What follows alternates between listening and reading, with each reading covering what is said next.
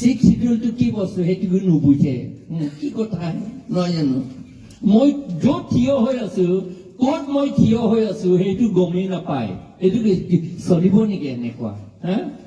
মই য'ত থিয় হৈ আছো তাত বালি নে পানী নে বোকা নে সেইটো নাজানো এতিয়া মই যদি কিবা এইটো পৰি যাব নে নাই সেইটো নাজানো আৰু মই কিবা চলিব নেকি মই কিবা কৰিব পাৰিব নেকি নোৱাৰো সেইকাৰণে মই য'ত থিয় হৈ আছো আমাৰ কাৰ্বি আংলঙৰ ডিমা হাছাও য'ত থিয় হৈ আছে সেই আইনটো প্ৰথমতে জানিব লাগিব সেইকাৰণে 6 শিডিউল কিতাপটো কাৰ্বি ভাষাত লিখি থৈ দিছে চব কম দামত আৰু এনে ফ্ৰীলি দিছো প্ৰথমতে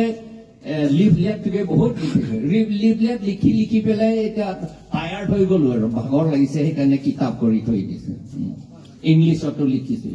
এইটো তেনেকুৱা কৰিছে কনষ্টিটিউশ্যন আমি কনষ্টিটিউশ্যন ভাষা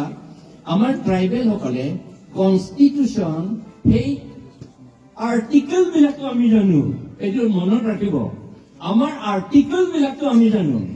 কিন্তু কনসেপ্ট অফ কনষ্টিটিউশ্যনটো আমি গম নাপাওঁ হোৱাট ইজ কনষ্টিটিউশ্যন সেইটো আমি নাজানো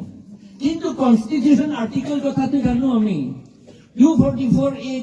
163 কিবা কিবি 243M সেইবিলাক চব কথা জানো কিন্তু হোৱাট ইজ কনষ্টিটিউশ্যন সেইটো নাজানে এতিয়া যোৱাকালি মোক কোকৰাঝাৰৰ পৰা এজন লিডাৰ মোক ৰিং কৰিছিল যে এতিয়া পঞ্চায়ত সেক্ৰেটাৰী এপইণ্টমেণ্ট কৰিছিল বিটিচি এৰিয়াত কাৰ্বি আংলঙতো কৰিছে ডিমা হাছাওতো কৰিছে পঞ্চায়ত সেক্ৰেটাৰী তেওঁ কৈছে যে আমি বিটিআৰ একৰ্ডত বিটিআৰ আৰু বিএলটি একৰ্ডত বোধহয় লিখিছিল আমি পঞ্চায়তটো একচেপ্ট নকৰো বুলি কৈছে বিটিচি নহয় জানো একচেপ্ট নকৰো বুলি কৈছে কেনেকে এইটো পঞ্চায়ত অফিচাৰটো কেনেকে এপইণ্টমেণ্ট দিছে আমি কোনো গম নাপাওঁ মই কৈ আছো কিন্তু আগৰ পৰা এই কথাটো আৰু আপোনাৰ আমি কৈছো মানে বিটিআৰ বিটিচি একৰ্ডত যে আমি পঞ্চায়ত এগ্ৰী নকৰো বুলি নলওঁ বুলি কিন্তু আপোনালোকে এগ্ৰী কৰিছে যে BTC will be constituted under Panchayat law. To agree কৰিছে আৰু এইটো your BTC is already Panchayat আৰু পঞ্চায়ত অফিচাৰ নিদিব নেকি সেইটো আমি বুজিব নোৱাৰিলো এই কথাটো ক'ত আমি ভুল কৰিলো বিএলটি একৰ্ড ক'ত আমি ভুল কৰিলো সেইটো যে council election will be conducted by and voter list will be prepared by the State Election Commission. That is, we have accepted Panchayat. আমি গমেই নাপালো এই কথাটো ডাঙৰ কথা এইটো আমি কৈছো মই অপোজ কৰিছো 2012তে মই অপোজ কৰিছিল কাৰ্বি আংলঙত যেতিয়া ইলেকশ্যন হ'ব ধৰিছিল কাউন্সিলত যে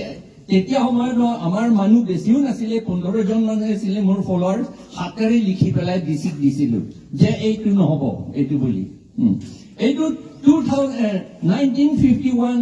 ইলেকশ্যন ৰুলছ আছে সেইটো মতেহে চলিব লাগিব as long as you have not prepared your own law আৰু আপোনালোকৰ নিজৰ ইলেকশ্যন লটো প্ৰিপেয়াৰ কৰিব লাগিছিল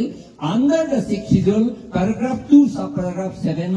তাত লিখা আছে you will have to make your law within 1955 গ'ল আৰু বহুত দিনৰ আগত এতিয়ালৈকে বনা নাই আমি কোনোৱে গম নাপালো এইটো ফাণ্ডামেণ্টেল পাৱাৰ আৰু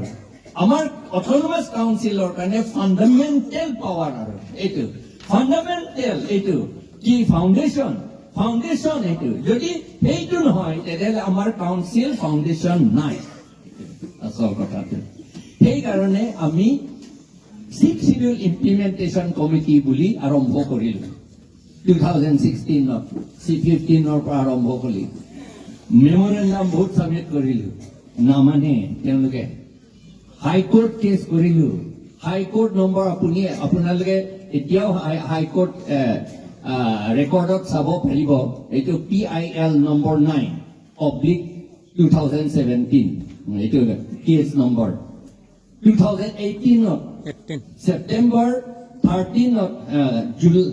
September, July 13th, তেওঁলোকে হাই কোৰ্টে অৰ্ডাৰ দিছিল, yes, you will have to make your law বুলি। অলৰেডি হাই কোৰ্টে কৈছে, আৰু এই কথাটো সুপ্ৰিম কোৰ্ট পাৰ্লিয়ামেণ্টলৈ গৈছে। এতিয়া পাৰ্লিয়ামেণ্ট টেবুলতে আছে এই কথাটো। যেতিয়া আনন্দ শৰ্মা আহিছিল, সেই ৰিপৰ্টত তেওঁ এন্ট্ৰি কৰিবলগীয়া হ'ল যে হাই কোৰ্ট অৰ্ডাৰ তেনেকে দিছে বুলি। সেইকাৰণে আমাৰ কাৰ্বি আংলঙত আমি এতিয়াও আশা আছে যে পঞ্চায়ত নহ'ব তাত। পঞ্চায়ত আমি কৈছো যে হয়, দিছ ইজ ষ্টেট প্ৰিন্সিপল বুলি কয় নহয়, কি ষ্টেট প্ৰিন্সিপল অফ ষ্টেট এইটো বুলি, সেইটো মতে আমি পঞ্চায়ত লাগিব। হয়, আমি এগ্ৰি কৰিছো পঞ্চায়ত লাগিব, কিন্তু পঞ্চায়ত কি, কোনটো পঞ্চায়ত কথা কৈছে? পঞ্চায়ত 5জন কমিটি। পঞ্চায়ত ক'ত বহে? পন মানে 5 নহয় জানো, পঞ্চায়ত আয়াত মানে কাউন্স কমিটি। পঞ্চায়ত 5জনীয়া মেম্বাৰ সদস্যৰ কমিটি। ক'ত বহে তেওঁলোকে? গাঁৱৰ ভিতৰত গছৰ তলত 5জন বহি থাকে। আপুনি হিন্দী চিনেমা চালে দেখিব পঞ্চায়ত, সেইটোহে পঞ্চায়ত। ট্ৰেডিশ্যনেল এইটো, more than 2000 years before এইটো চলি আছিল এইটো। আৰু সেইটোকে তেওঁলোকে মডিফাই কৰি ডেভেলপ কৰি এতিয়া প্ৰেজেণ্ট পঞ্চায়তী ৰাজ এক্ট বনাইছে।